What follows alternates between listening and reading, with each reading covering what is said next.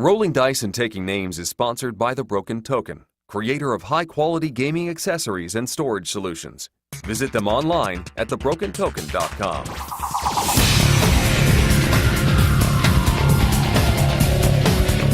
Hey y'all, in this episode of RDTN, the guys tell us about some games they've recently played, interview Emerson Matsuuchi, the designer of Century Spice Road, and give us a review of Lorenzo El Magnifico from Simon Games.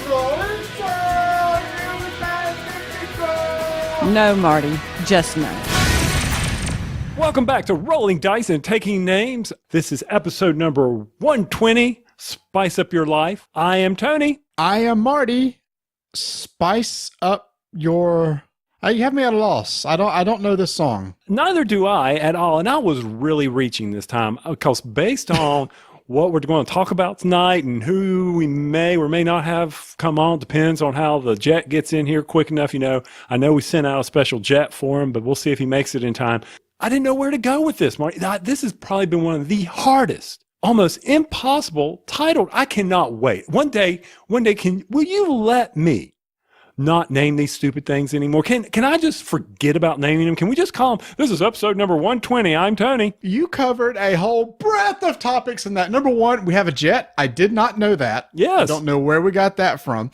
Let's see. We still don't know about the name of this episode, and can you not name these episodes anymore? Why don't you put that on our future meeting notes, and we'll discuss that at a future meeting. Oh, okay, so it is a topic on an agenda that we can decide whether or not we need to stop this. So seriously, who wrote the song? Well, who else but the Spice Girls? Really? So Spice Girls wrote a song kind of referencing their own name in the band. Now, when did the Spice Girls, were they the 90s? Yeah. No. Dude, so by the time the Spice Girls were around, music had left me behind. Exactly. I was listening to underground weird stuff at this time, so I'm not sure. I just know that song "Wannabe" was one of their biggest hits because it was like in a bunch of movies and everything. See, I don't even remember it. It's just Google search songs with spice in them, and bam. But I know why you did it, because you mentioned we're going to have a guest. Emerson Matsuuchi is going to be coming on, who's the designer of Century Spice Road, which you and I got to try at an event that you're fixing to go to, Origins, last year. Yeah, and so I can't wait to get him on because this game has gone through a lot of changes since we got to play it as a prototype last year. So I can't wait to see the development process of this because it's a lot different than what it used to be as far as what they were going to do with it. Yeah, and I mean, I just remember, once again, when he sat us down last year, he talked to us about this as a cube pusher, and that's really da-da-da you're doing, and we're going to talk about, did we have fun with Emerson or not? Did he give us some enjoyment, or did he disappoint? We're going to bring a guest on the show and go, Emerson, you disappointed us, so sorry about that. So tell us why you disappointed us. You know? I mean, come on. Let's get real here. Now, there's something that just blew my mind this past week. Just blew it. Just went boom. All right, I'm ready for it. All right. You and I, we met to play a game we're going to also talk about here, Lorenzo del Magnifico. Lorenzo El Magnifico. El Magnifico. That's right. So we met at our Carolina Tabletop Game Store in Pineville, North Carolina. Plug. Anyway. Do we get anything for that? I'm just curious. I'm just trying to get... Is that a free plug? I know, well, yeah, of course it is. But what I'm trying to do is allow us to move up in table stature because we're at the table near the bathroom. I'm sorry. It was the only table available. And I was there early. One big table I know, at the back of the store that happens to be right beside the bathroom, and sometimes when people leave the bathroom after doing their business, they leave the door open, so we get a nice whiff of what comes out of the bathroom. Yeah. So I remember one of the guys sitting with us, I believe it was Mark, saying, could you please next time get a different table? I mean, I was there at 3:30 in the afternoon and all the tables were full. I'm like, 3:30. He had just gotten his shipment of his latest drug-inducing phenomenon, Star Wars Destiny booster packs in, which is drug inducing. It is a drug. It is a that drug, It is something inducing. Yeah, money spending inducing. Tony, what did he say? He got like 25 boxes of Spirit of Rebellion, and he said he sold 12 that day. We saw people. What'd you say? You saw somebody buy 3? Bought 3 boxes looking for the Palpatine, whatever. Isn't that like what isn't that what you're in your mouth, your palate? Okay, I lost you there. Anyway. Well, yeah, what's so funny is, these people are just ripping open these, what are they called, Tony? Packs of cards. And they've already got all the commons and uncommons they need. They turn in these huge stacks of commons to the store owners to, here, just give these away. And in fact, Tony walked up and said, can I look through those and get some of those? So Tony, you took home like a huge stack of commons. And in fact, he's showing them to me right now. I mean, it is what? It was 5 or 6 inches thick of cards. Yes, I got 3 almost complete sets of uncommons, 2 complete sets of commons. When you think of it like you've got 2 commons of each, one for you, one for me, and then I got one I need to take back to the store. That's amazing. Out of all of that, those people were just saying here because they were looking for that one card. I'm like, that is insane. Absolutely insane. Well, remember, and I told you that night, I said, remember this happened to us when we were really into collecting baseball cards. You remember they started introducing the chase cards, the cards that were worth a lot of money that had like, a little bit of a sample of a player's jersey on the card or something. And we saw in the stores where they would buy packs of these cards, rip them open. If nothing was in there, they would just throw the cards in the trash. And it broke me to the point, it's like, I'm out of baseball card, the hobby at that time. The same thing happened with the Destiny. I mean, I'm glad these people didn't throw them away. At least they're giving them out to the community, but it's... And I know we were saying, we can't believe Fantasy Flight's going to screw up the distribution. Well, obviously they didn't, because people are getting a ton of these things. Ton. So I'm glad. I'm glad for the people that want to play the game, and that store has many, many players. Every time I go in there, it's packed with Destiny players. We have a wonderful Star Wars Destiny community in our area. So if you're ever in the Charlotte area, I guarantee you're going to find some sort of Destiny event going on somewhere. Yeah, I agree with you. And I was the one guy I walked over and said, wow, that's a lot of dice. And he says, yeah, but it's still not enough. I'm like, oh my goodness. Tony, you and I used to play War Machine, right? We used to. You and I used to play a lot of War Machine, and it was a lifestyle game. What I mean by that, it's one of those games you really have to invest a lot of time and money into to really get a benefit from it. And since then, I haven't played a lot. So you and I have 2 good friends, Joel Eddy from Drive Thru Review and Jamie Keggy from Secret Cabal. And those guys are constantly talking. No, do it right. Do what right? If you don't say the name of the show correctly, he's going to break in and force you to edit in him doing it. You do it best. You do it. It was Jamie Keggy from the Secret Cabal Gaming Podcast. It's just like he's sitting here. Anyway, he's going to hate me. Those 2 guys are constantly talking about Games Workshop. There's kind of been a resurgence of Game Workshop in the past year. They kind of revamped Warhammer Fantasy, came out with Age of Sigmar, and they've been coming out with all these board games based on those universes. They broke the contract, or somebody broke the contract between them and FFG. So FFG is no longer making Games Workshop IP products anymore. So Games Workshop has stepped up doing themselves. One game that always interested me was Warhammer 40K. I've never played a sci-fi miniatures game, and Tony, that's probably the closest I will ever get to be able to play a StarCraft miniatures game. And you and I love our StarCraft. It was one of our favorite video games, but it reminds me a lot of that. Okay. We were fortunate, Tony, and that out of the blue, we received a copy of the latest edition starter box of Warhammer 40K 8th edition. And it sucked me in. I got it yesterday. I've already put together 15 of the models. Travis, my son, was absolutely geeking out because one of the factions in it is his favorite of all time. He's already put together 25. There's a total of 53. Gee. We're going to put these things together, and Travis and I are going to play. Then I want you to come over and obviously try it out. This box has everything you need, 2 full armies, around 1,000 points each, which what I've heard is kind of like kind of your low level, kind of your basic game. It comes with a full rule book, hardback rule book, dice, rulers, everything that you need to play. I don't know a lot about this universe, but from what I read when we played Warhammer Conquest, the LCG, I thought the universe was really cool. The art was really cool. So I really can't wait to try this. And to everybody's listening, we'll probably tell you how this is kind of going as we're trying this out, because neither Tony or I have ever played this game. So we can't compare it to any previous edition of Warhammer 40K.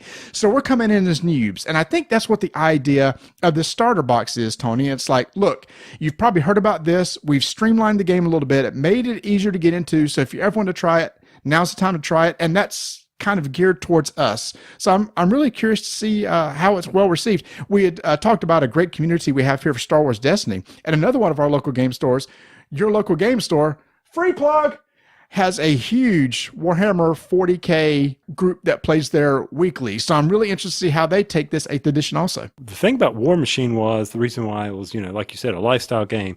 I really enjoyed playing it, but it was killing me in time because we would go play and we'd disappear for days, it seemed like, even though it was like 8 hours. It seemed like days. I have no interest in competitive play. I think in War Machine, you and I were actually going to tournaments and stuff. I really don't want to get into that because I know that's just something I can't enjoy. But here's the thing. It's one of those things that me and my son enjoy. He and I have sat downstairs in the basement 2 hours last night, 2 hours tonight, just sitting there, putting together models, talking, listening to music. It was just a great kind of father-son time. And just kind of enjoying doing the little crafty stuff. So, I really enjoy just sitting down there and playing and doing that stuff with him. So, if anything, it's a great way to bring me and my son together, who really enjoys gaming, but is really more into RPGs and miniatures than he is into board games. So I'll come into his world for a little bit. Okay. Well, I'll be interested to hear how long a game lasts, how hard the rules are along those lines. So I thought maybe because, Privateer Press just released a whole bunch of new models, a bunch of new gargantuans out there. When I saw the new Troll Blood figure, he's got a ship on his back. He's rising from the sea. I was like, oh man, he looks gorgeous. And then I saw the price tag and said, my gosh, I'm so glad I'm not in that anymore because wow, but he looks so good. I still love War Machine. I love that universe. I love the models that they have. They put out some gorgeous models. And it's really interesting to compare these two because War Machine, all the pieces came separately. So you just put them together. In Games Workshop, they're all on sprues. And while people have been used to dealing with sprues forever, I wasn't. So I'm not used to clipping out the little pieces and putting them together. But I will say this. They did a fantastic job of assembly where everything has a little notch in the place that it goes. Everything fits together perfectly where some of the pieces you almost don't need glue. They almost snap fit. Kudos to them for that. They did a really good job with that. So anyway, I've stepped my toe into Warhammer 40K, and you and I can play, and we can talk about it later on, but I'm really curious to see about how this works. And now I can sit down and talk to Joel and Eddie about it, and while they're talking, they won't be talking over my head. You mean Joel and Eddie or Joel and Jamie? Joel and Eddie. That was really good, Marty. Yeah. Cut. Redo. That means I can sit down and listen to Jamie and Joel talk about it, and it won't feel like it's going over my head. Yeah, JJ. So anyway, JJ. One of the games that I really enjoyed from that was from our good buddies, the Stadler brothers, The Sadler? Sadler. We'll see the Stadler. Oh my gosh.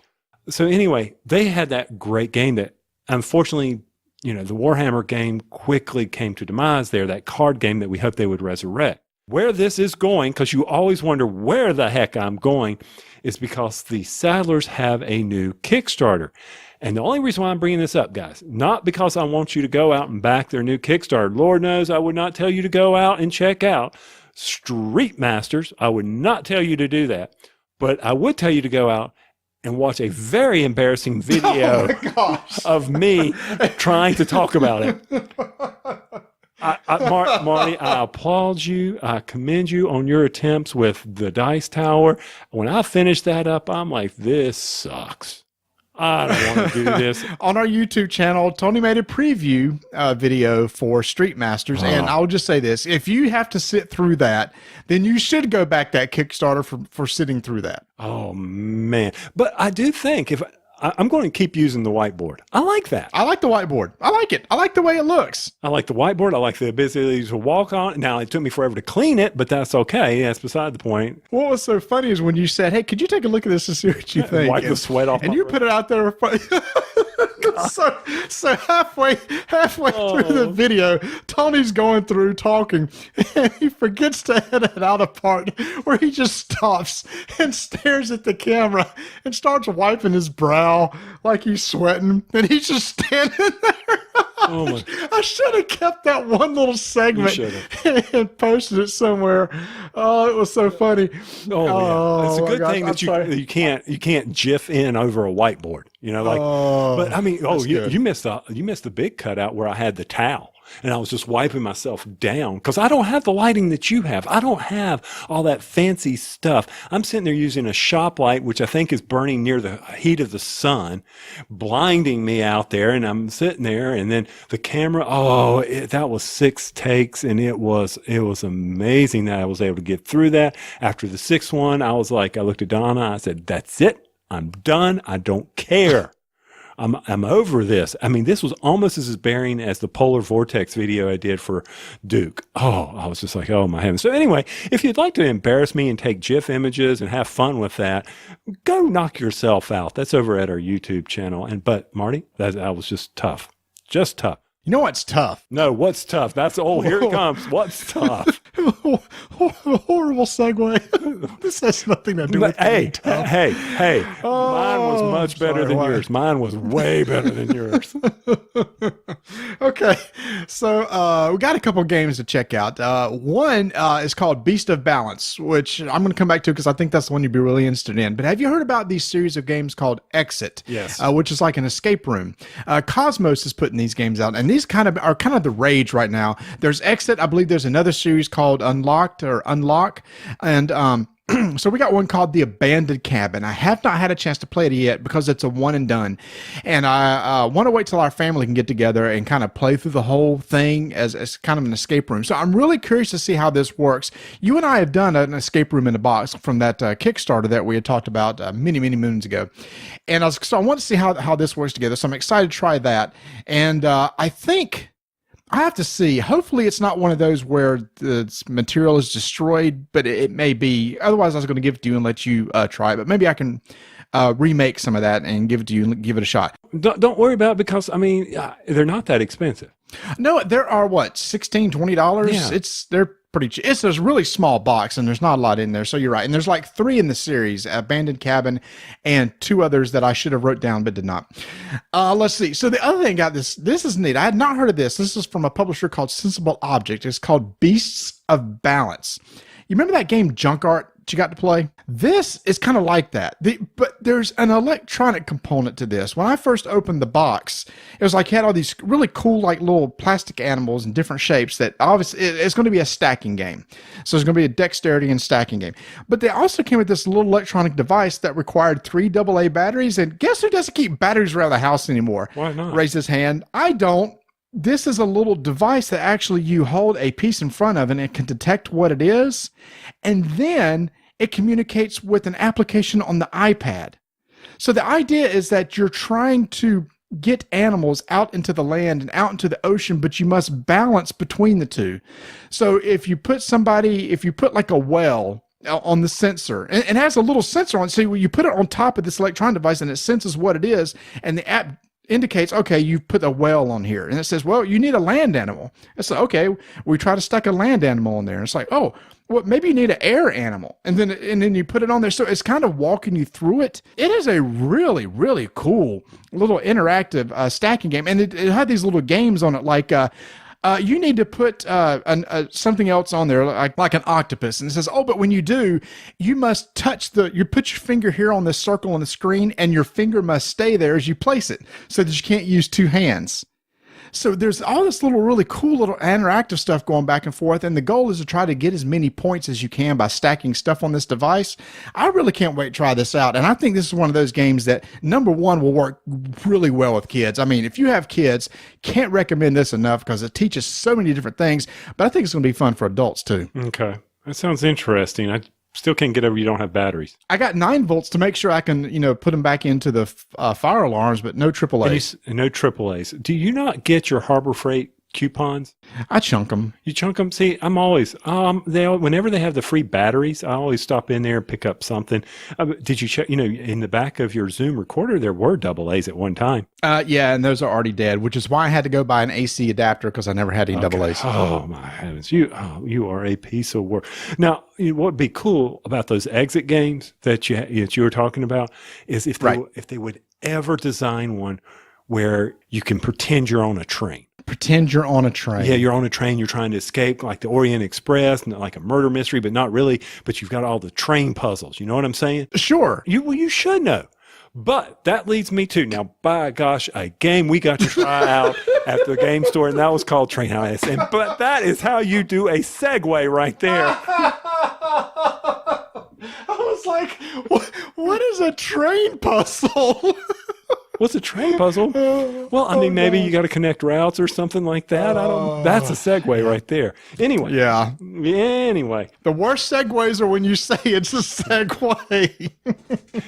So when we were over at the fine table at Carolina Tabletop, we got to try Train Heist from Sean McDonald. He sent it to us to try. Now, this is a co-op game, and just going to say this. This is a really neat family co-op game. It's not as hard as some of the other co-ops like Pandemic or Dead of Winter, the Trader Mechanics, Shadows of Camelot. It's a great introductory. You got little cowboys that are riding the horses. Obviously must be fairly simple because we won. It's I guess are you playing as bandits? Yeah, you're bandits who are trying, because the sheriff is bad, and you're trying to, the Robin Hood thing. You got that Robin Hood thing Okay. going. But my favorite thing is, one of the guys we were playing with helped write the rules, Nate. Yes, he did. So he was able to teach the game. That was really nice when you had the person who helped write the rules can sit there and teach the game, except when he said, yeah, I haven't looked at these rules in like 2 years. I was like, oh, never mind. Well, Origins is coming up. Cryptozoic is supposed to have it at Origins. I hope they do. Probably one of the neatest things, and it's the little stuff that you remember about a game. It's when you measure the speed of the train or when you're going to win the game.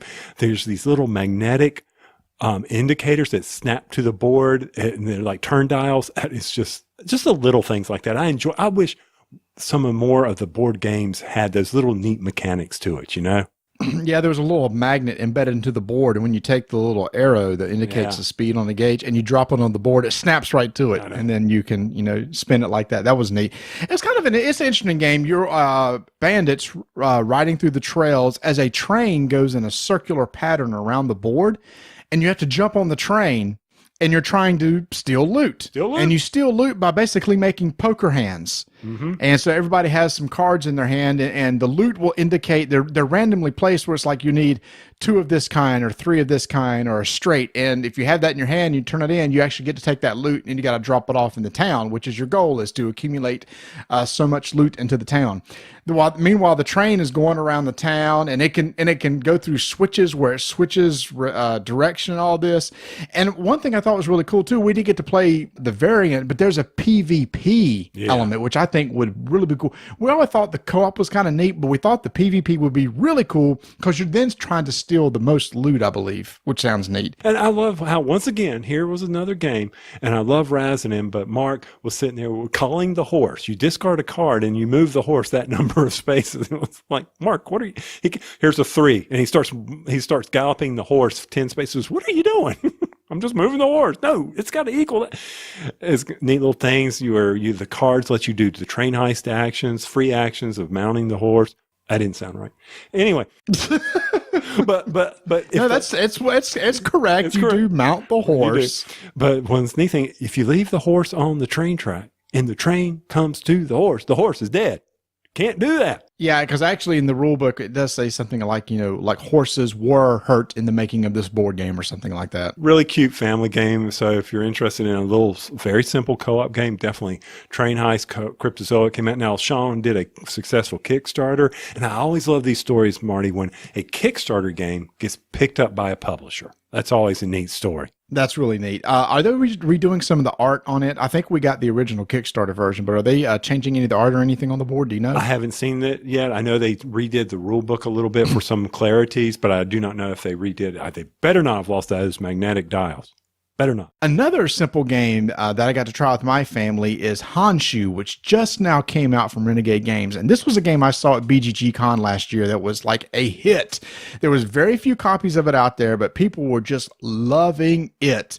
I can see why. Honshu is this game where you're trying to build a town or basically build out a town or an area, like almost like Sim City. You're trying to build something out there. It has a Carcassonne feel where you're trying to place things close together to build large cities or trying to build large lakes for the goal of getting victory points. But it's all card based. Mm-hmm. So on each of the cards, there's like 6 little squares of 6 different types of terrain. There's like forest and a piece of a city and desert and a lake and factories and production. What you got to do is during the course of the game, you're going to be getting a card and putting it onto your map as the goal of building something. And the only restriction is when you build a map, the card that you are placing must be placed on top of at least one square of another card or be at least under one other card covering one of its squares. So basically all the cards have to overlap. That was just a very technical way of saying all cards must be overlapping in some way. So you're always going to cover up an existing space. Okay. Yeah, and the idea is that you're trying to get the largest contiguous city, because at the end of the game, you're going to get a point for every city square that you have touching each other, that's adjacent to each other. You're going to get points for large lakes. For every individual forest area, you're going to get 2 points. Those production areas I talk about are really kind of cool. When you put it down, you take a cube out of the supply, and like you may produce like fish or ore or gold, and you take that cube and put it on the production.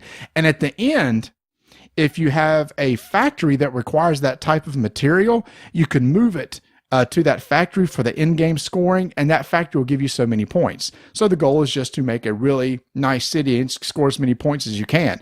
Now that sounds kind of solitary, so there's a mechanic where you actually get to interact with each other, and this was my favorite part of the game. 6 cards are going to be dealt out, and you're going to select one card that you're going to put in front of you. These cards are ranked in number from 1 to 60. After everybody's played a card, the card with the highest value will then determine who's going to be first player. So you change the order of players from highest card to lowest card. Whoever has the highest card gets their first pick of all the cards put. So the cards that you put down doesn't mean this is going to be the one you're going to get. Mm-hmm. You could take any of those that were put on the table. All right, so that's kind of cool. But there's another little twist. When you put down a card, you can take one of those cubes that's sitting on one of your existing production sites and put it beside the card to increase the value of that card by 60. So now you can change the value of the card by using those production elements that's on your map, but once they're used, they're gone. They don't regenerate. So you have this decision to make. I'm going to put down this card. Do I really want to get this card and use the cube, or do I want to save that cube at the end for potential victory points? And then you're going to do this, basically play a hand of 6 cards, or this is another neat. You're going to play 3 cards, trade cards to the left, play 3 cards, deal another 6 cards, play another 3 cards, deal 3 cards to the right, and then with the last 3 cards done, the game's over. So you're playing through 12 cards, count up how many points you got, person with most points wins. Super simple game, but like Ethnos was like that thing. It's like, oh, this is so simple, but so kind of thinky. Mm-hmm. This is the exact same thing. And Tony, I think this is one that your group would really like, except you said interaction. Is it take that type of element? No, it only plays 5 players. And you always look for a 6-player game. Somebody just needs. I'm not going to say it. That's not nice. Just that was my rant from last time. I know. No, seriously, I want to get you this game. This is a game that Vanessa sat down, and when she was done, she went, I really liked this. And Vanessa's not one just to give, I really enjoyed that game comments. No, she said, even later on that night, she said, I just want to say again, that little city building game was really good. So what you're telling me is, like Ethnos, where we both have our copies, now I need to get Honshu added to my list too, because it's not like you've played games with me long enough. This is one that I would, because Donna loves Carcassonne, loves it, loves that game. Oh, she loves Carcassonne. Okay, imagine Carcassonne Light in 30 minutes. Wow. And it's only $25 MSRP. So you can get it online for under $20. Well, I need to, there's this game on Funagain that I want to pick up, Sagrada. I think that said it. Yeah. The dice rolling mosaic type game everybody's doing. Everybody's playing. That looks really cool. It's like where you're building stained glass windows. Yes. Yeah, that looks good. See, I'm thinking that I'll go ahead and, go out there. I needed to get to that $100 level, and I keep asking you, is there anything? Is there anything? Is there anything? And you keep saying, no. But I'm really wanting to get Sagrada in.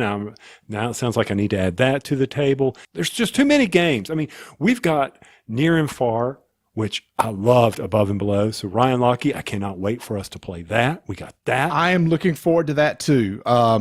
Here's the thing. Above and Below, I was like, oh, I don't think I liked it as much as other people. So I want to see how well I like Near and Far. See, I really enjoyed Above and Below. Donna really enjoyed it. So I'm really excited for Near and Far. And also, I got to play, but I want you to play it, and I want to do a review on this. And this is Element from Rather Dashing Games. Yeah, that looked good. You brought that the other night. We just ran out of time to play it, but that looked really, the board looks really cool. It's almost like a chessy type board. Yeah, it reminds me of, the Rose King that we talked about that you and I really enjoyed playing. But this one is twice as long to play, because there's a lot of strategy of removing pieces and trying to capture piece. And it's just, I can't wait to let you give it a shot and say whether or not you like it. Is it 2-player? It's 2 or 4. Oh, okay. Oh, okay. Is it team based then? No. What's really cool is when you play up to 4, you can play 2, 3, or 4. You're trying to capture the players to your right. So if it's like you, me, and, Kevin playing, and Kevin was sitting to my left and you were to my right, I'm trying to capture your piece. You're trying to capture Kevin, and Kevin is trying to capture me. So whoever captures their piece first, the one that they got to capture, they're the winner. So in a way, when you're playing that multiplayer there, you got to make sure that you're not trapping the one guy you want to keep from your opponents capturing it, while saving yourself while you I know I'm explaining it beyond well. I'm going to have to go to the whiteboard, and I'll have to draw beyond it out. Well? No, it's not beyond well. It's well before well. I know. Well, before well. So anyway. Well before well. I mean, it's just that whole dynamic of, like we talked about with, good gosh, the Frost Giants, the Dungeons. Assault of the Giants. Assault of the Giants, where, you had to help one another, trying to keep them, or better yet, Vast. How we had to protect one another to keep. I got the same feeling in playing Element. So you and I are going to do that, and we're going to do a review later. Oh, I like the sound of that. I like the sound. Speaking of reviews, Tony, we kind of teased one early on. I say we go and give a little 5-minute initiative to a little Euro that we just played recently that I think a lot of people are going to dig, called Lorenzo Magnifico.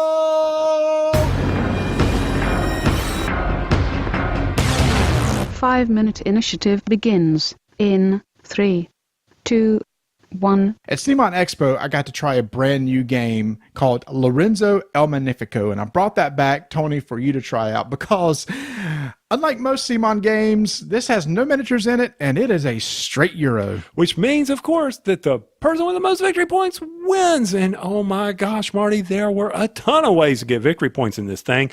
So you bring this back to me, I'm thinking worker placement. But you floor me. You floor me by pulling out 3 things. What were those 3 things? That would be a black die, an orange die, and a white die, because the value of the workers that you have are based upon whatever those dice are rolled at the beginning of the round. You're playing over the course of 6 rounds. At the beginning, you're going to roll the dice. And the value of your workers, like say the black worker is worth whatever that die is rolled, the orange, white, etc. Because the main purpose of the game is you're trying to build buildings that you're going to place on your tableau. Everybody has a nice little tableau in front of them for holding 4 different types of buildings: harvesting, production, victory points, and like an ongoing point section for like passive abilities over the course of the game. And at the beginning of each round, there are 16 buildings that are put out on the table that you can buy. And here's where the people come into play, Tony. Mm-hmm. Those buildings vary in value from 1, 3, 5, or 7. Your worker needs to equal or exceed the value of the building that you want to buy. But Tony, what happens if I have an orange die that's only worth 3, but I want to buy a building that's worth 5? Well, you better have two just simple workers that you can play to raise Servants. Servants. Yes. Well, I'm trying not to call them that. They feel kind of bad. Yeah, but that confuses the workers Okay. with the family members. Okay, the that's family true. members of the workers, the servants of the workers. There's a lot of workers. There's a lot of workers. But yes, the servants. If you have servants in your pool, then they are able to go over to the dice and chip little more dips in it, digits, whatever you want to call it. Pips.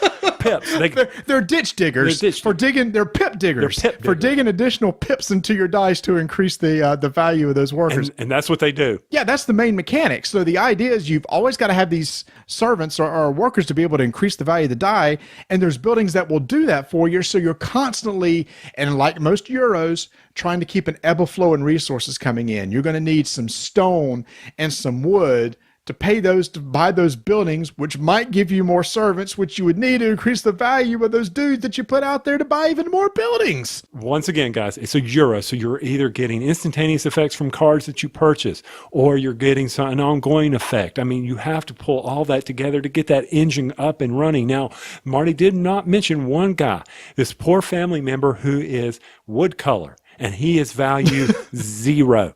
Wood color, I like that. Wood, he's just wood color. Yeah, he's stained, okay? He is outside the family and he is 0. So you've got to be able to use him. You got to use a worker or a servant to up his value, and he can be placed on the board as well.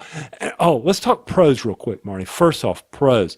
The same cards are going to show up game after game after game, but how they show up in the various ages really can change how things are going to be built. So I'm seeing a lot of replay ability in this game. There's only these cards in the game. So each age only has there's different colors of buildings, of purple, blue, etc. So like on the purple buildings, there's only a fixed number of buildings, but you're going to see them every game. So where the randomness of the first age buildings are different and how they come out on the board is different, eventually you could learn all what those cards are. Actually, one of the people we were playing with going, you could eventually just kind of figure out what cards are going to be coming up next round.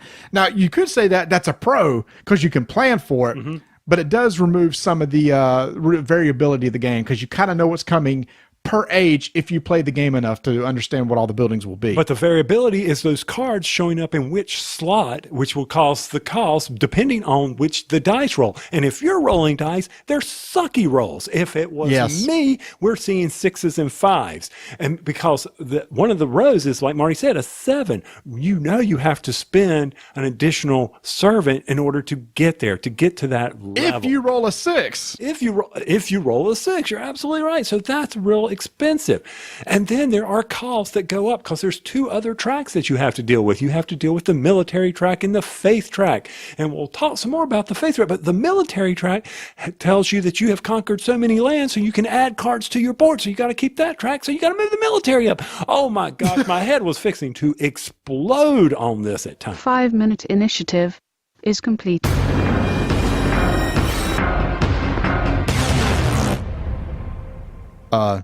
Tony, we ate up our whole 5 minutes. We hadn't finished yet. We need to talk about this some more. Okay, fine. Reset it. Go again.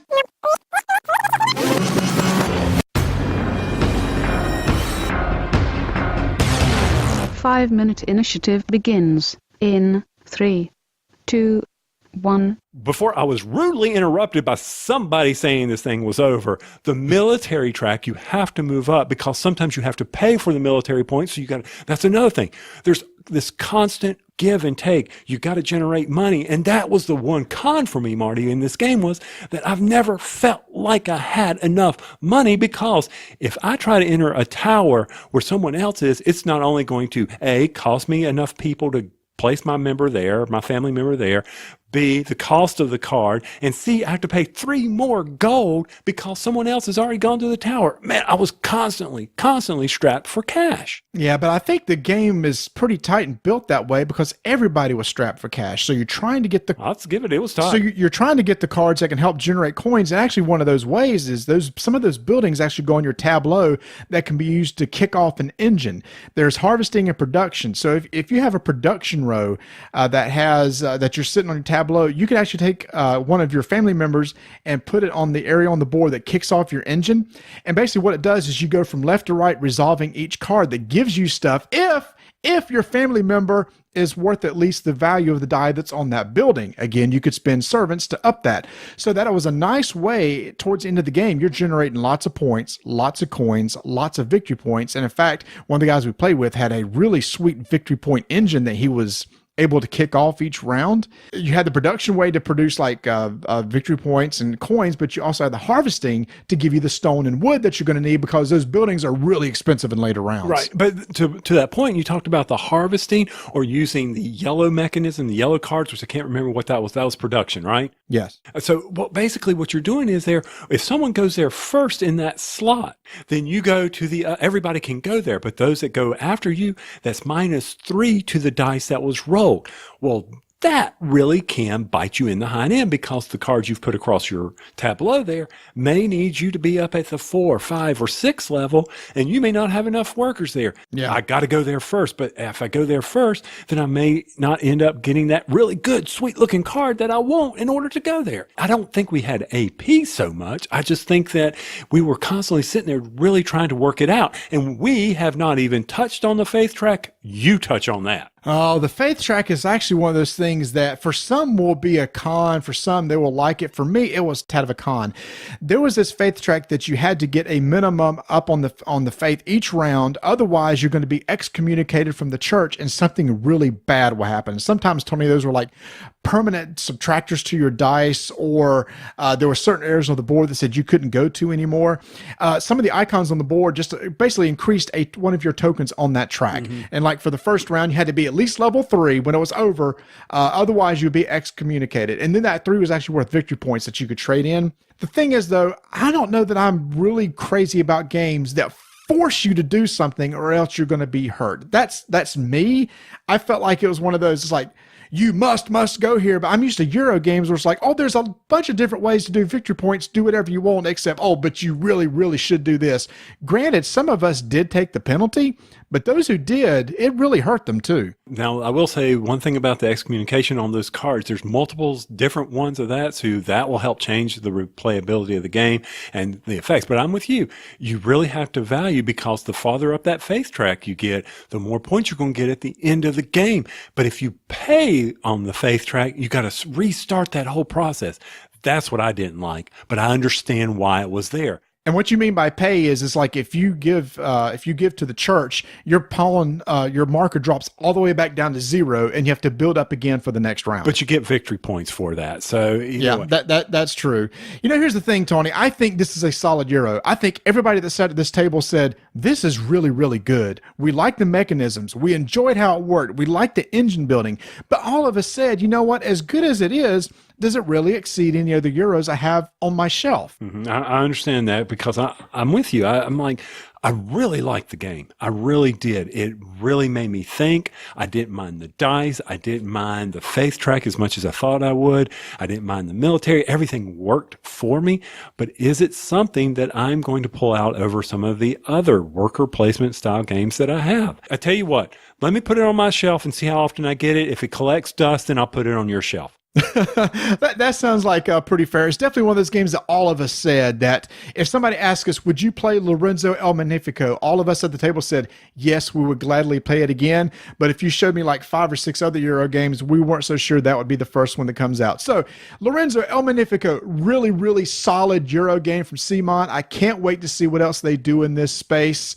Go check it out. 5-minute initiative is complete.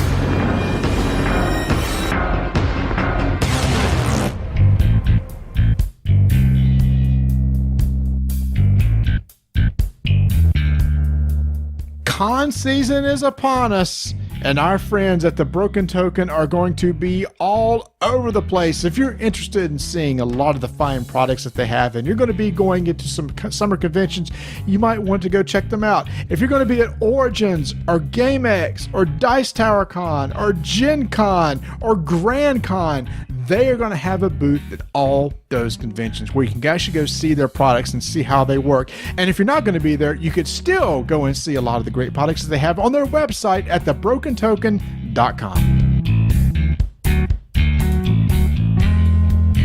All right, through the magic of the internet, through the magic of that beautiful thing that we are all using. Or how about the lack of the magic of the internet? Yeah, absolutely. The magic of the show, people, you are seeing the curtain is open. You are seeing into the backstage here at Rolling Dice and Taking Names.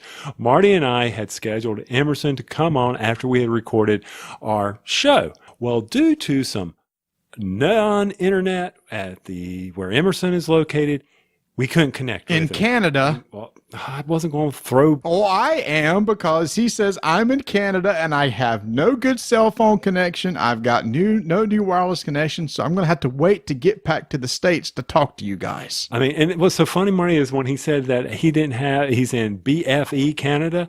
I'm just thinking, I'm thinking, well, isn't that appropriate for Century? Egypt, camels, you know?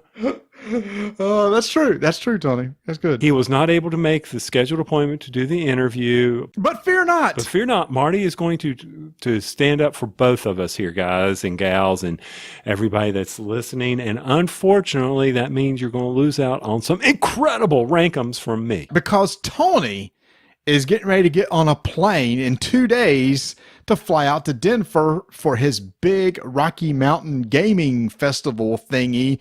And Emerson can't reschedule until after Tony is gone. So coming up will be my interview with Emerson without Tony, which makes me sad. That's all right. I know you'll carry the flame well. I mean, I'll be in BFC, the C being Colorado, so I know my internet connection won't be very good. Thank you, Marty, for taking it. By the way, my rankums, if I could have asked Emerson, were going to be pie, cake, and ice cream, and, of course, camels, sheeps, and pig. Then they will be asked, sir, because he's not here, so it'll still be a surprise to him. I hate I'm going to miss it, but Marty, the floor is yours. All right, thank you. Let's bring Emerson onto the show.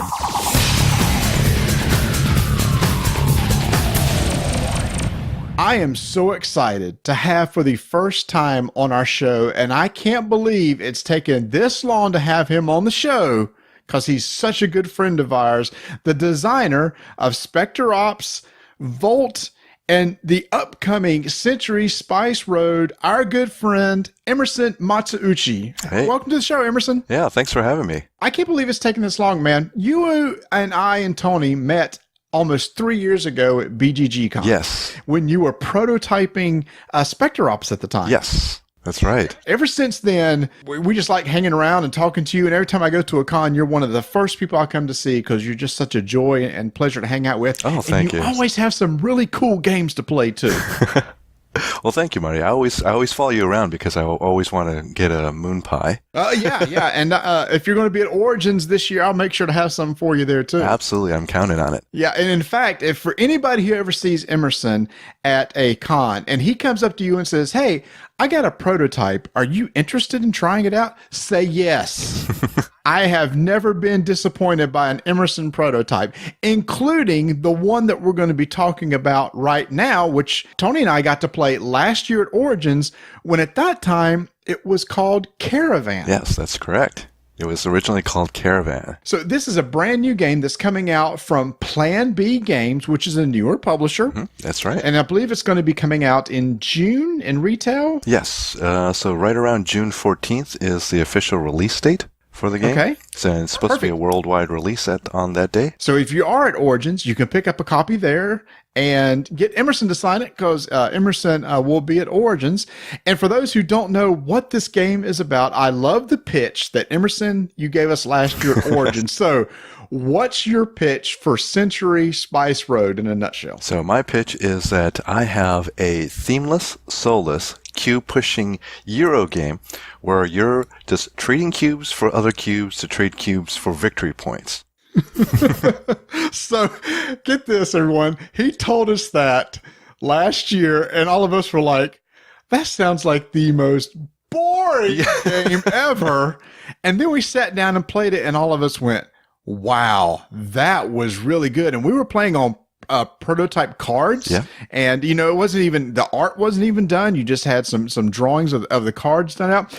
It's exactly, Emerson, what you say it is, but there is so much depth in such a simple little game. Now, this game has gone through a lot of changes over the past year. When we first saw this game, this was Caravan. Yes. And there were going to be two versions that came out, one that had the cubes and one that had some nice little crystals or something to go along with it. Same game, but just different components. But we've gone through a huge transition. So tell us, how in the world did you go from Caravan to Century Spice Road? Okay, so this was back when we met at BGGCon 2014. That's actually when I actually showed Colby Dowk from Plaid Hat Games the first prototype of it. It was actually Colby's idea to actually have two different themes on it. He said that he wanted to make it sort of a market first, because I don't think any company has really done that, where they've actually taken the same game but put two completely different aesthetics to it.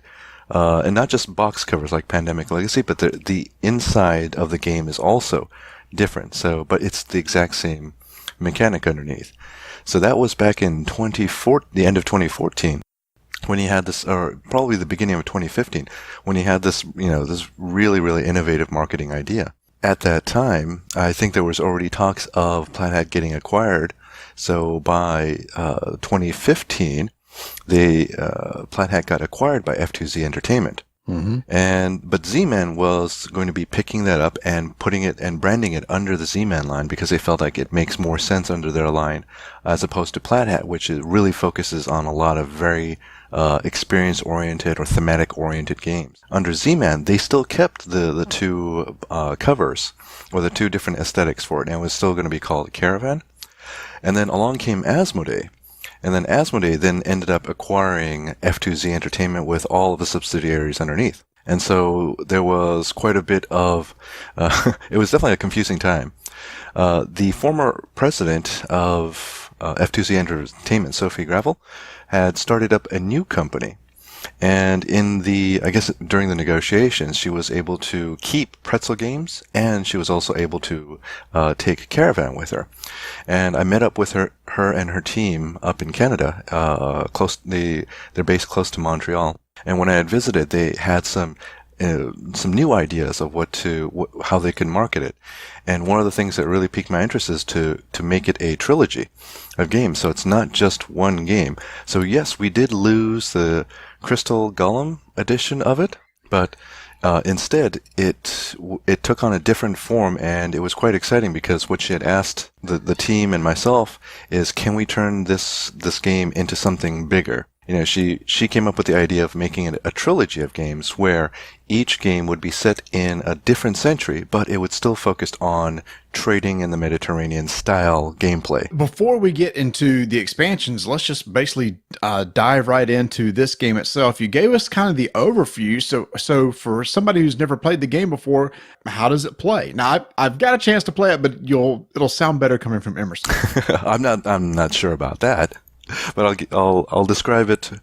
This is usually how we would teach the game, is that I would tell the players, first off, that there's 4 things that you can do, and the goal of the game is to get the most victory points, which is probably as innovative as any of the mechanics in this game. So players would, you start with two cards in your hand. So, and there's 4 different colored cubes. You have yellow cubes, then red cubes, which are slightly better. Then you have green cubes, which is a little bit more valuable. And then finally you have the brown cubes, which are the most valuable. On a player's turn, you can play a card from your hand. You start with 2 cards. One of the 2 cards that you start with just allows you to get 2 yellow cubes into your caravan. And your caravan is represented by a little card in front of you with 10 little slots, so you know that you can only hold up to 10 cubes. The second card that you have in your hand is an upgrade card, and it allows you to upgrade those cubes. Like I mentioned, the order of yellow, then red is more valuable, then green's more valuable than that, and brown's the most valuable. You can do 2 upgrade actions, so you can take, say, a red cube and turn it into a green cube, and then turn that green cube into a brown cube. Or you can, say, take 2 yellow cubes and turn them both into red. So basically it's 2 individual upgrade actions. Mm-hmm. The second action that you can take is that there are 2 rows of cards. So the top row would have your victory point cards, and it'll show you what colored cubes you need to turn in order to get the victory points, which are printed on the card. So let's say there's a card out there that has 2 yellows and 3 green cubes, and it'll give you, say, 13 victory points. Then there's a row of cards underneath that, and we call that the market row, and that has additional cards that you can add to your hand.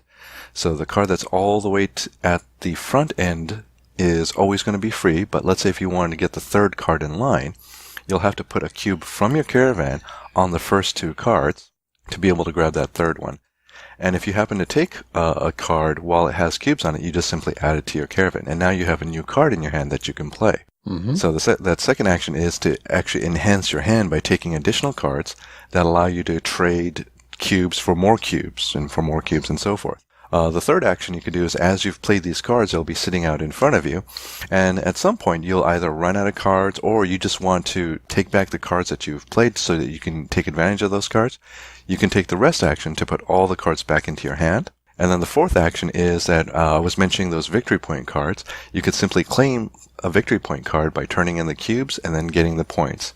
And then the game ends when one player gets 5 or 6 in a 2 to 3 player game, victory point cards, and then you just finish out the round. You just tally up the victory points, and whoever has the most point wins. It is as simple as that. And I know that Rodney Smith from Watch It Played has put a how to play video. Yeah, it's a fantastic video. It's actually one of his shorter ones, because he was able to get all those rules in around 10 minutes and kind of show you everything. And that's what is so really good about this game, that the rules are simple to understand. It plays in, 45 minutes. I guess it depends on the number of players, kind of in that time span. But there was a lot to this game, because with you picking up a card and putting it in your hand, it kind of has a little bit of a deck builder element, because you're playing cards from your hand, building a deck, and then eventually going to pick those cards up again, except you're not drawing blindly. You get to pick which cards you're going to play. So it's a ramp up type thing, right? So you start out with cards that don't do a lot for you, and then you start adding cards to your hand that allow you to grab more cubes and upgrade more cubes, and generate a little bit of engine with your cards in order to grab those victory point cards. Exactly. So I've been calling it a hand building game, or that's the main mechanism in the game, is you're building your a hand of cards. So that gives you all these options. And then once you've exhausted the cards in your hand, or if you want to start your cycle over again, you simply rest, get all the cards back, and you play them out again. This game, as you play it, has this really interesting twist where at the very beginning you're trying to get the cards into your hand to make a little efficient engine, but at some point in time you got to flip a switch and now start using those cubes to grab those victory points. And it's almost kind of a waiting game. You kind of see when other people start grabbing victory point cards, it's like, oh, I better do it, because like you said, once that last trigger is grabbed, the victory point that causes the trigger at the end of the game, it's going to end right then and there. So you can't fall too far behind in the victory point cards you're going to claim, or you have no chance to win. Yeah, it gives me a similar feeling to when I first played Dominion, where in the beginning I'm grabbing the kingdom cards, I'm building up my deck, but at some point I switch my focus from grabbing cards to enhance my deck to grabbing the victory point cards. So there's that switch.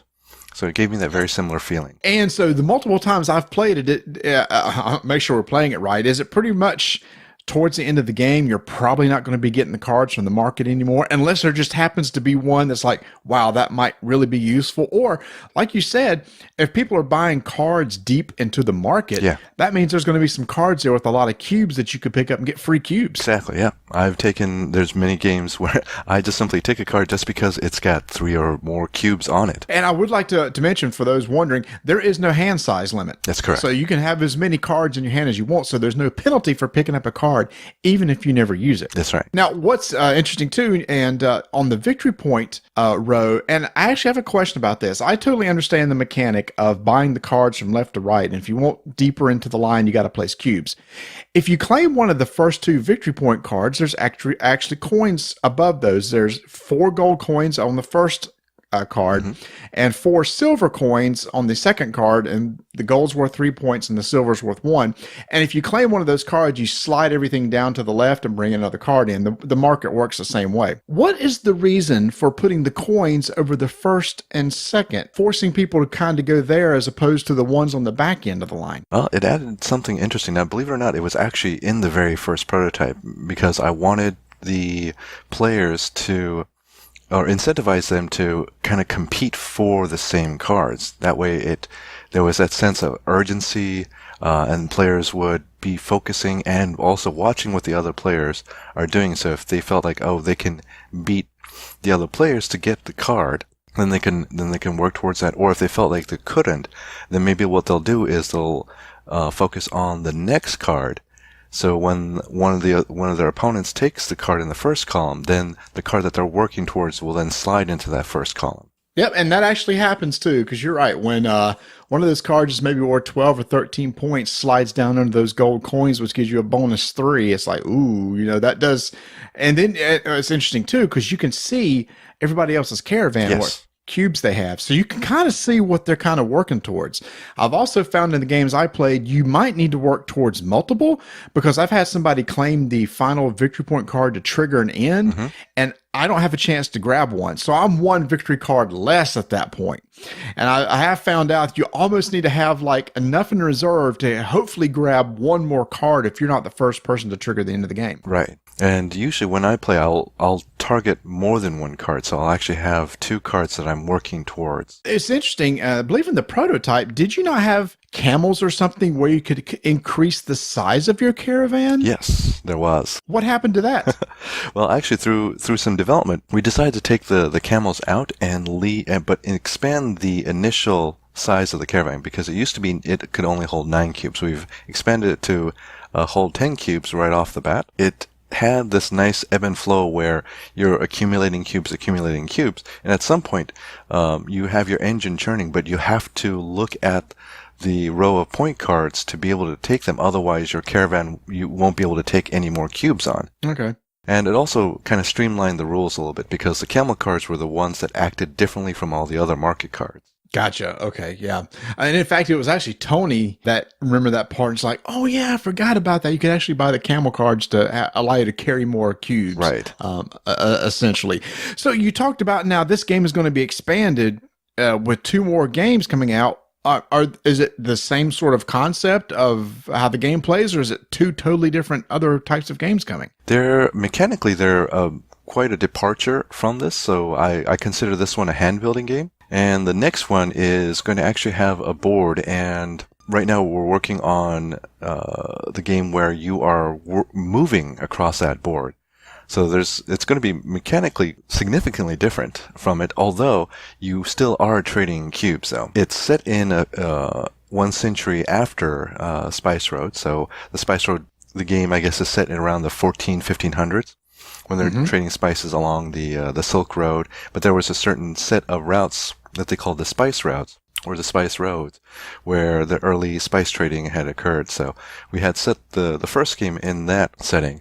And then the second game, you'll see on the cover, I know it's pretty hard to see on the side of the box, but you'll see that it's got some ships that are coming in to meet the caravans. So we are taking the theme a little bit towards the eastern side, and the title of it is right now, the current title is Eastern Wonders. And instead of trading, I think it's turmeric, saffron, cardamom, and cinnamon, there are actually going to be different goods that you'll be trading. But the focus will still be on trading, though. So that's the common theme among them, is that you'll still be trading cubes for other cubes to get victory points. Okay, so there's still this hierarchy of cubes where one's higher than the other, etc. But it's just a different mechanic of maybe how you do the trading. Correct, yeah. Okay, man, that sounds cool. And then do you have an idea for what the third one will be? Yep, so the third one is set in the New World. And historically at that time, fur trading was like the big trading industry in the New World.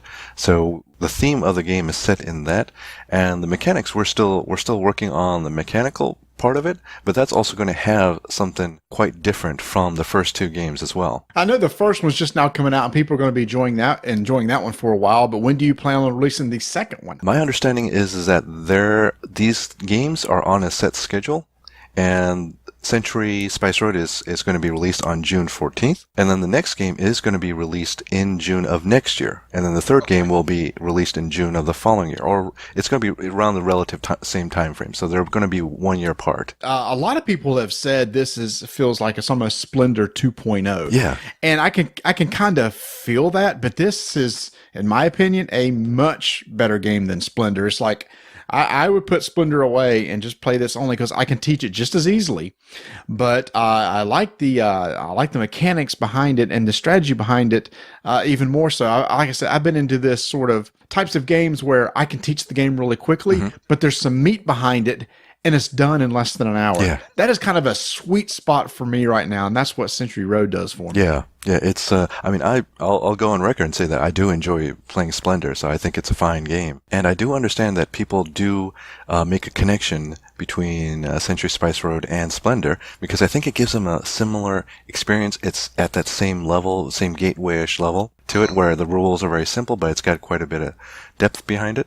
The mechanics behind Spice Road and Splendor, they're quite different in that in Splendor you're building your tableau of cards that will then make the cost of all the other cards cheaper by expanding your gem mine empire. Right. And then with Century Spice Road, it's all about the hand building part of it. So it's not a tableau building, but it's hand building. And I think the one key difference between the two games is that the order of the cards that you play from your hand actually have more relevance in that the order you play the cards will give you a different resulting set of cubes at the end. Like I said, you almost got to create an engine. It's like, I'm going to play this one first so I can get these cubes, play this one so I can turn these in for those cubes, then I'll have that to play this to upgrade these.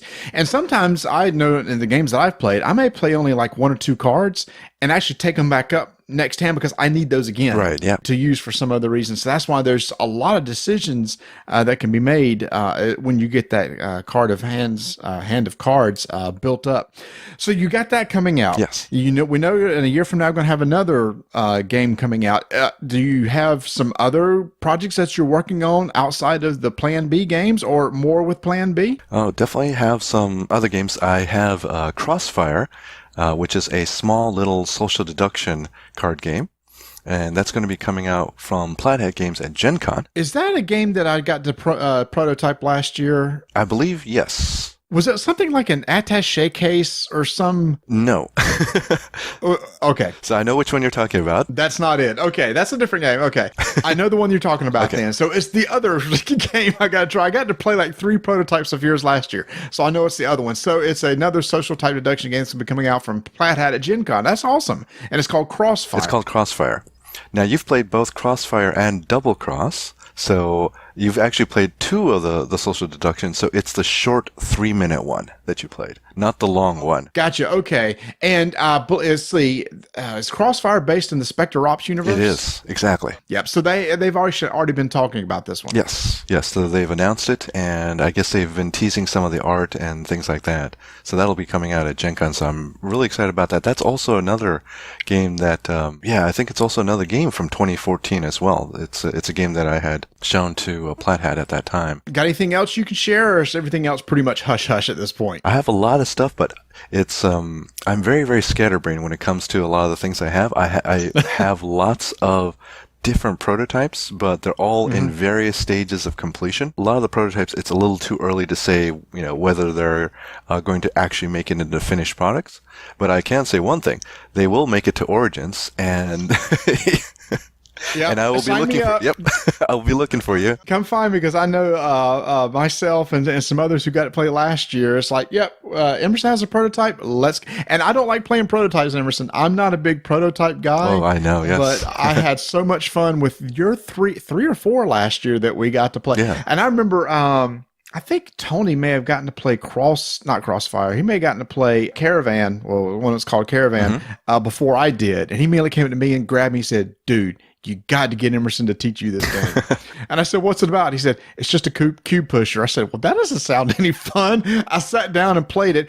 And actually, we came from Origins going, everyone, Caravan is a game you want Caravan, and then it was delayed and all this stuff happened. So I was so excited at the beginning of the year when Plan B arose, and I heard it was going to be recalled Century. And I tell you, everybody, you got to go check out Century Spice Road. I promise you will enjoy this game. Again, I enjoyed just playing a little prototype last year, and now it's a finished product. It really hits a sweet spot for those who just wants a simple game to teach, but yet has some really deep strategy to it. Oh, thank you. But Emerson, before we let you go, yes, with every one of our new guests that we have on this show, we always want to play a game with them, a game that we call rank them.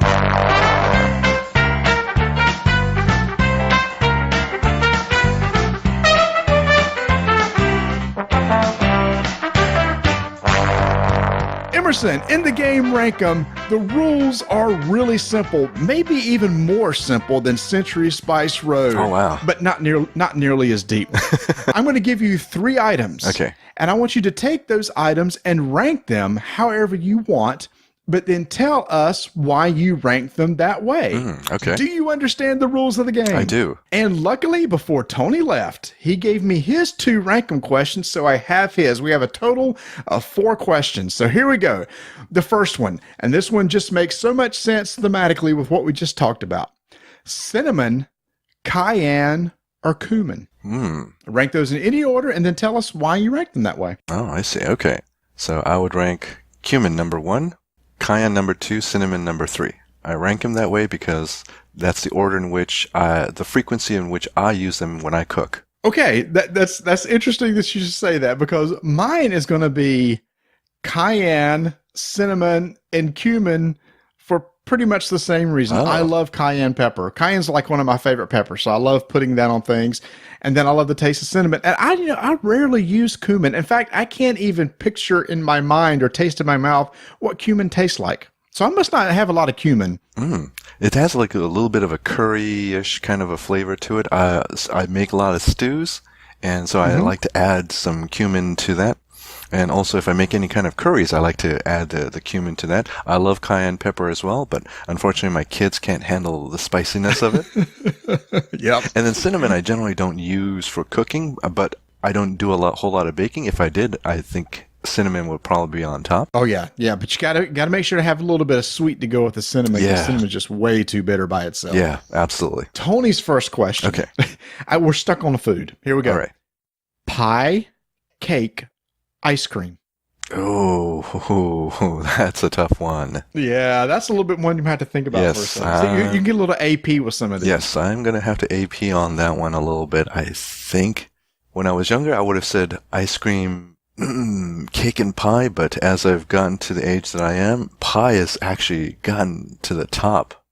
So I'm going to have to say pies, then ice cream, then cake. In terms of, it's ranked in how much I like them. Or when I go to order dessert, that's probably the order in which I would prefer them in. Wow, you and I are going to be really opposite on this. This is funny. So my first choice is mine is cake, ice cream, pie. Oh, we're exactly reversed again. All of them are really, really, really, really good, but it's hard for me to turn down a piece of cake. And ice cream, it's like every once in a while I just have a craving for ice cream, especially milkshake. And my wife, Vanessa, makes incredible homemade ice cream. In fact, we just had it for Memorial Day, which was just recently.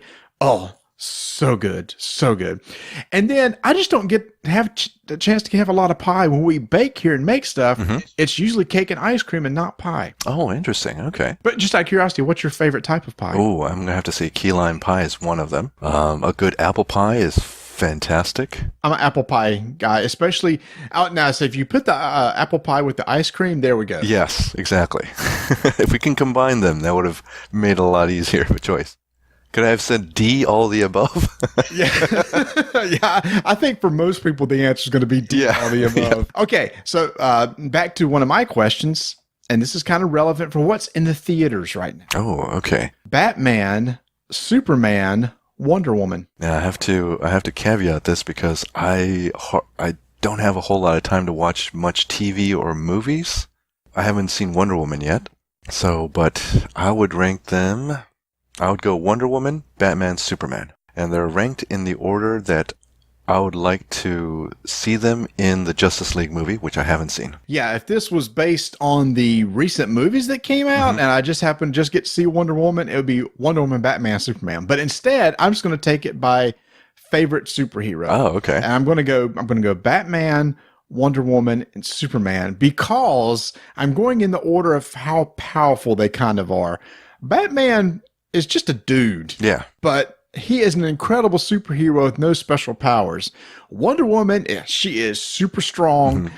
She's smart. And she can block a lot of bullets, but she's not bulletproof. To me, Superman's OP. Yeah, he is OP. There's only two things I know that can hurt him. One is kryptonite. And in one of the series of comics, they actually Batman helped him get rid of all the kryptonite off Earth. And Batman was the only one that kept any. And the other thing he can't stand either is magic. So he's weak to magic and kryptonite. Other than that, he's pretty invulnerable. And to me, it's like, that's not as interesting. It's like, who fights Superman? You got to come up with these super incredible villains to fight Superman, where a couple street thugs at least will give Batman a little bit of a challenge. Yeah. I recently saw, I guess this was one of the trailers to the Justice League, and my favorite line in the trailer was when the Flash turned to Batman and said, "Hey, remind me of your superpowers," and then Batman just simply turns to him and says, "I'm rich." Yeah, that's it. I thought that was brilliant. But I will say, for those who hadn't seen the movie, I think Wonder Woman just blows away Batman versus Superman. Her character is so good, and they treated her character so well. So if you say you don't get a chance to go see a lot of movies, but I do recommend going and seeing that in the theater because I think it's worth it. I'll have to take that advice. Okay, the last one, and it's Tony's last one. Here we go. This somewhat ties in to Century also. Well, maybe an old version Century. Camel, sheep, pig. Ooh, camel, pig, sheep. Okay, why? I'm actually going to ask you, why do you think I put that in that order? Okay, say it again. Camel, pig, sheep? Camel, pig, sheep. Camel, pig, sheep. I'm not sure. I did it alphabetically. Yeah, way to go, Marty. That was... Figure out the pattern to this, Marty. Oh, it's alphabetical order. Well, I do. It's like, okay, I know it can't be the reason why mine is, because mine is pig, sheep, camel. Can you guess why? Oh, okay. It's in order of edibility?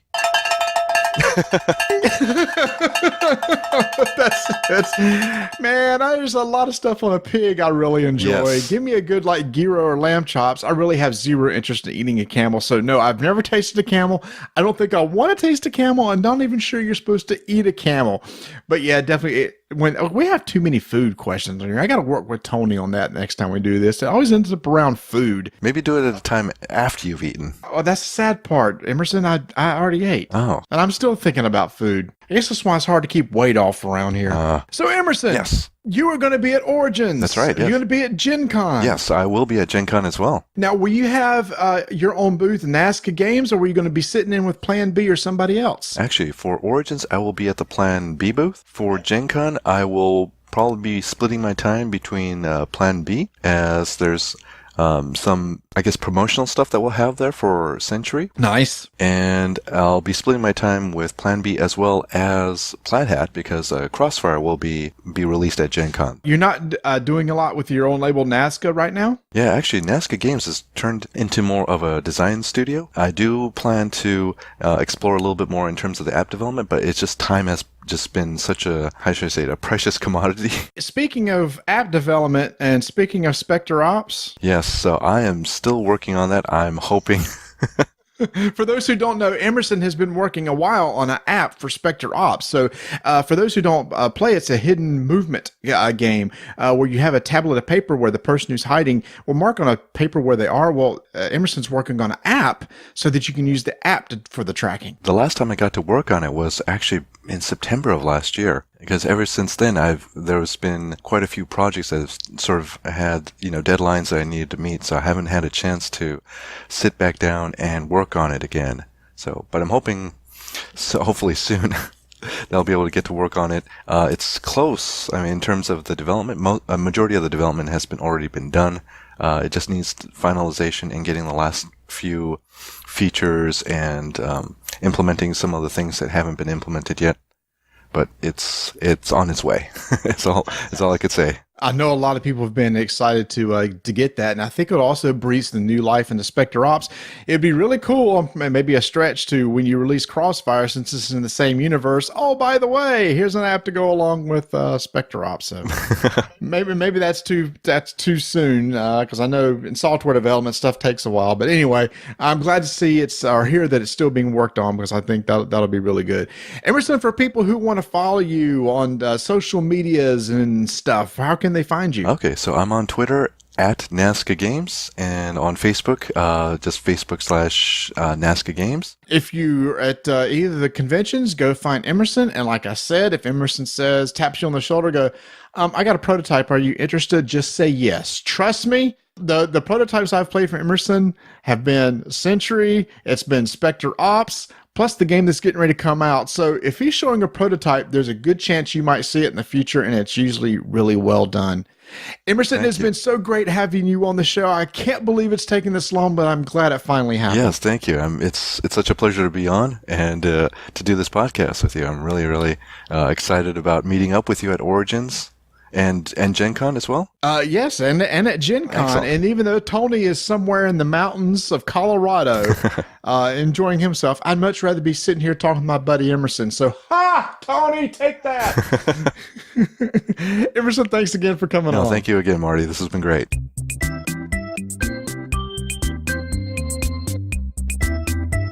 With con season upon us, be sure to go check out Portal's booth and irritate Chevy Dodd. He should be there. He should be demoing, and tell him Marty and Tony sent you. Say, Chevy, Marty and Tony sent me over here to bother you. And then be sure to check out demos of their games. Be sure to check out. Hopefully they will have alien artifacts there with the increased font so it can be read. That's right, people. They've increased the font. They finally listened. See, Portal, what a great company. They listen to everyone. They know what the people need. So be sure to go check out the Portal booths at all the upcoming cons. Be sure to go check out their website at portalgames.pl/en if you're speaking English.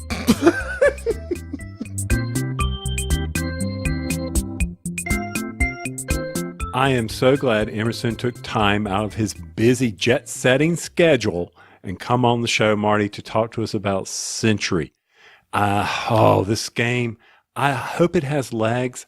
I really enjoy it, like I said, but is it going to be that staying power? Is it going to be there for us? And I think it will for me. I don't know about you. No, a lot of people have called this Splendor 2.0, and I tend to agree. I thought Splendor was a decent game, but it kind of wore out its welcome for me after a while. This one has a lot more going for it. Again, it's in the vein of other games we've been really excited about recently. Ethnos. Mm-hmm. I talked about Honshu earlier. I'm really, really digging these games that when you read the rules, it's like, oh, that's pretty simple. This is probably just a really simple, quick little game. But there's enough meat behind it to where you enjoy it, but it doesn't overstay its welcome, and it's played in under an hour. That is becoming a really nice little sweet spot for me.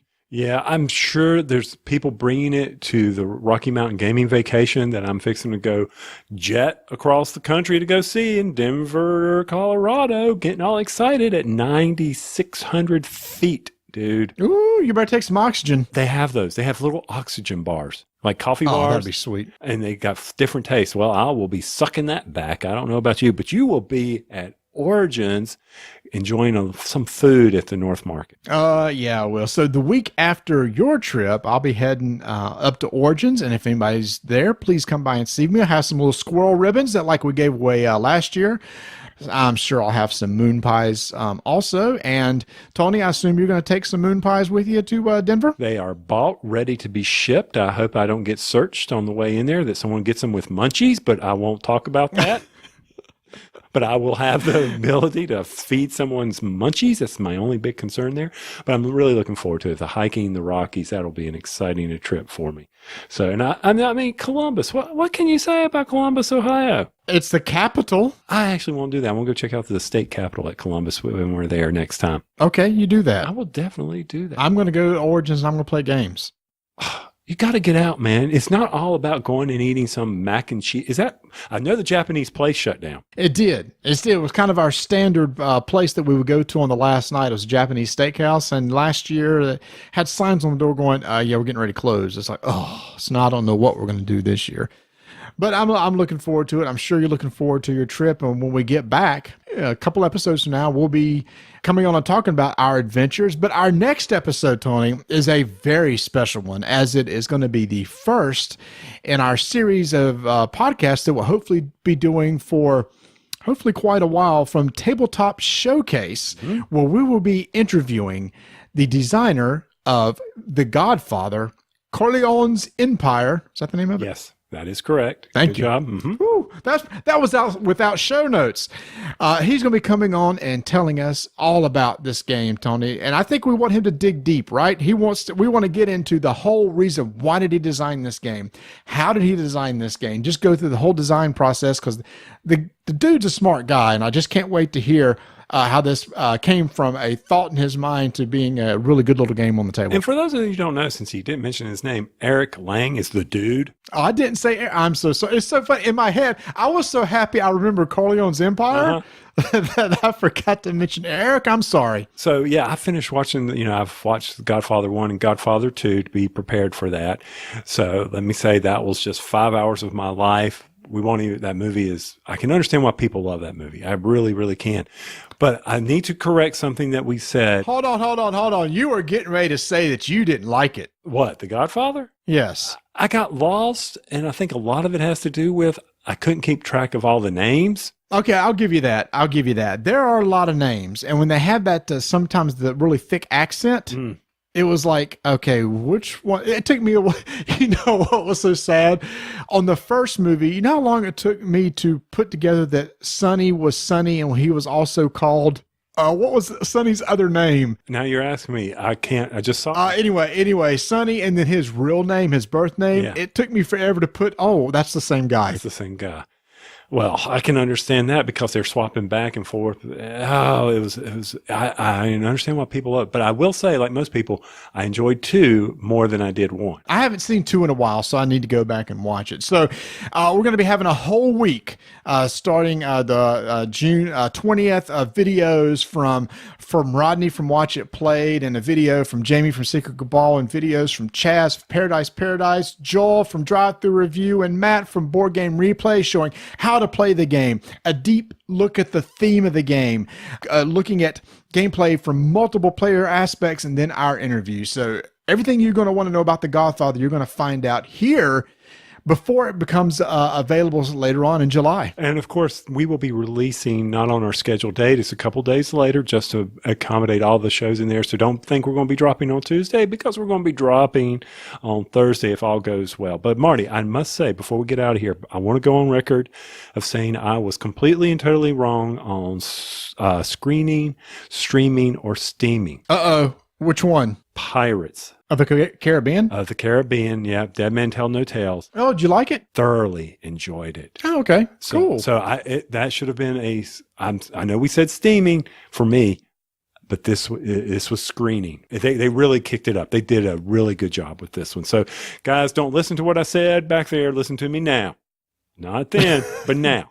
So you may want to check that out. So, and before you do that, before you head off to the cons, and before you head off to the movies, and before you do anything else, just keep rolling dice. And taking names.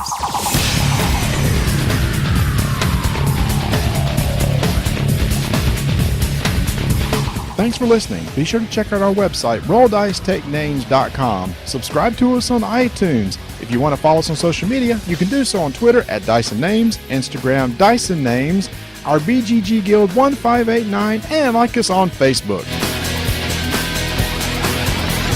Hey, if any of these games sounded interesting to you, be sure to go to funagain.com and check it out. Use the RDDDD.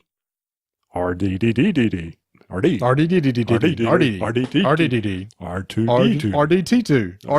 Don't tell them R2D2. No, that RDTN code.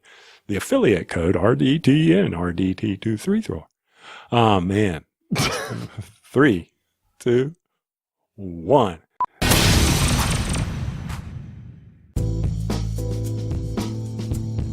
Be sure to go to funagain.com if any of these games seem to pique your interest, or if they didn't, be sure to go to funagain.com to find a game that might pique your interest. Anyway, when you're there and you're getting ready to check out, be sure in the affiliate code box that you put in RDTN. That's right, RDTN. You don't have to spell out rolling dice taking names. You can simply put in RDTN. I think I've said it enough. Funagain.com for all your gaming needs.